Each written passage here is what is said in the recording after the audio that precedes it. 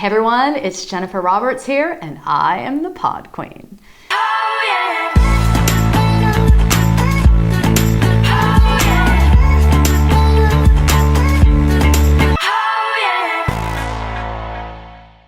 So today I want to talk about New Year's resolutions.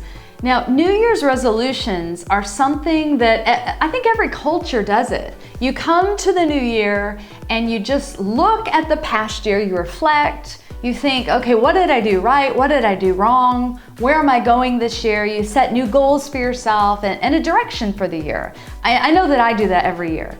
Now, typically what I do is I make ridiculous New Year's resolutions, like ridiculous, unattainable, unachievable, just shoot for the stars, and then by February, I feel like a loser and a failure because I've broken my own commitments. So here's what I want to say to you. I think New Year's resolutions are awesome. I think they're essential. I think they keep you on point and they keep you focused. But I want to say this to you, be realistic with yourself, okay? Make a plan, but be realistic. You want to be successful. It's not just making a plan and bragging about what you're going to do. You actually want to do what you plan to do. And if you're not realistic in setting your goals, you're not going to accomplish those things. And so I've done some crazy things, trying to do a weight loss goal it's inhuman. You can't do it. Or, I try to read the entire Bible in 72 hours, that kind of crazy stuff. So for me, the categories I look at every year, when I'm looking at the year, I evaluate spiritually. Okay, how have I grown spiritually last year? What do I want to see improved this year?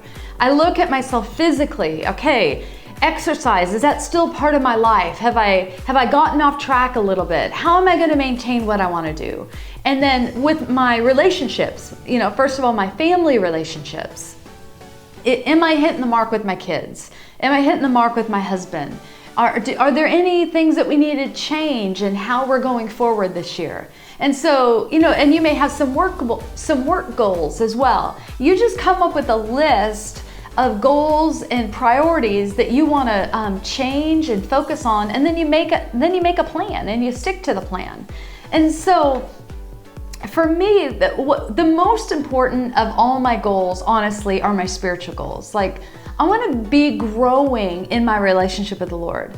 And sometimes you can't see growth. And it doesn't mean you're not growing, but sometimes you can't see it. Sometimes it's so below the surface that you can't see how deep the work is that the Lord is doing in you, and you can get discouraged in the process. And so I don't want you to do that. I mean, ask the Lord, really ask Him a question and then listen for the answer. Lord, did I grow this last year? Where have I taken ground?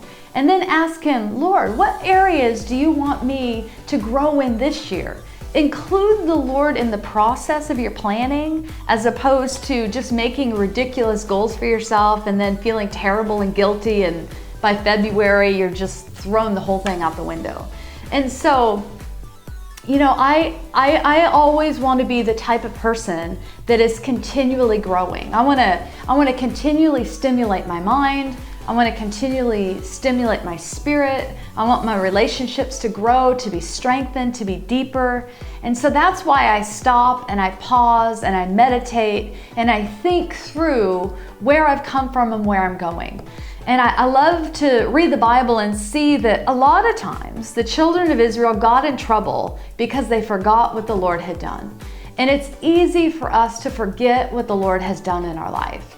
And sometimes the growth, when you look at your life in a long period of time, is huge. But if you look at it in the small increments, you can't see much happening.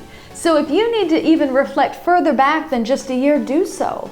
You want to see what the Lord is doing in your life. You want to celebrate it. You want to partner with Him to take more ground.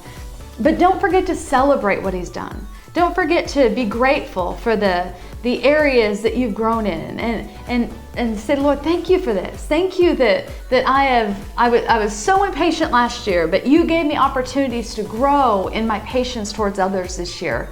When you expect growth and you're looking for it, then make sure you stop and reflect and show gratefulness to the Lord for what He's done in your life. So take the New Year's season seriously.